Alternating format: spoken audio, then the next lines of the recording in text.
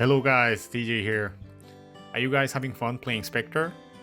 When I first started playing DFO, Spectre was recently released in the Korean server. And as an experienced Spectre user, let me give you a guide and some tips you might find useful during the Song of the Spectre event. As you already know, after creating your event character and reaching level 17 by clearing her scenario quests, you'll be able to play the event dungeons that are divided into 3 areas: Grand Forest, Northmire, and Metro Center. You can see your progress for each dungeon and check for rewards in the Song of the Spectre event tab. Each area has 5 unique dungeons, and as the level of those dungeons increase, you'll be able to get better rewards such as runes, talismans, and even epic and mythic items.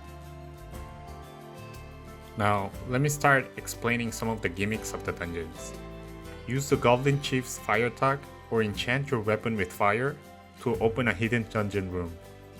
Also, the fireballs in this dungeon can explode when attacked with a fire-based attack. As for the boss monster, make sure to attack the Tau Beast while it's charging to reduce the damage zone. And to avoid the tackle pattern, stand behind the tree located on the left or right side of the room. This will stun the boss monster, giving you the chance to finish the dungeon quickly. In Mirkwood Frost, a message pops up in the screen and a blizzard hits the entire dungeon. To avoid getting hit by the blizzard, stand behind the stone pillars. All the monsters from this dungeon have water elemental attributes, so use fire elemental based attacks to deal more damage. And for the boss monster, remember to hide behind the frozen Tau Beast when the blizzard pattern begins. Make sure to buy golden musical notes from Himan Stella's special shop, as she appears randomly after you clear a dungeon. Next is Blazing Grakqarak. The dungeon is burning in flames, and you can use 2 ways to extinguish the fire. You can take a Jack Frost flask or use blue cube fragments to enchant your weapon. Attack the burning trees and extinguish the fire in the dungeon. Doing so will change the dungeon and the boss monster. There are 2 boss monsters in Thunderland. They appear depending on the path you choose on the crossroad in the middle of the dungeon. After a certain amount of time, Lightning Knoll starts to charge a lightning attack. Attack the tombstone on the bottom left to cancel the pattern and stun the boss monster. If you fail to do so, the entire dungeon is filled with lightning bolts, dealing a lot of damage. In the case of Penrill, try to avoid the poison as it leaves poison marks when you attack. I personally find Knoll easier to deal than Penrill. The final dungeon of Grand Forest, Shadow Thunderland, is filled with zombies.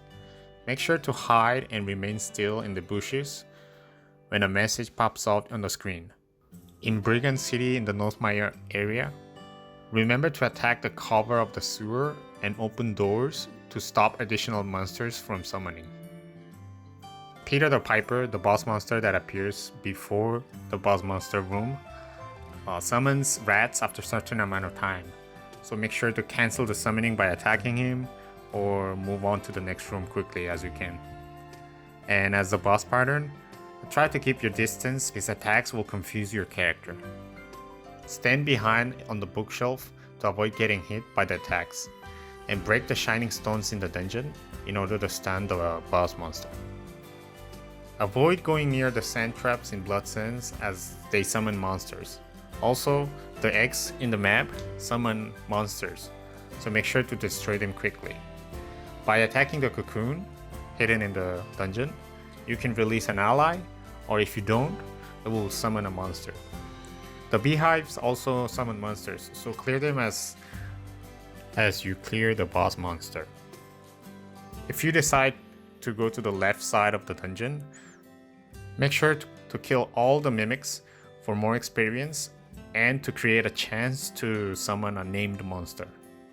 Make sure to not hit the grinders located in the dungeon, as they'll drag you and deal a lot of damage. And as for the boss monster, she attacks differently when she reaches at 50 and 20% of health. In the Valley of Half-Breeds, there isn't much of a gimmick in this dungeon, but the boss monster has a second phase when it reaches 30% of health.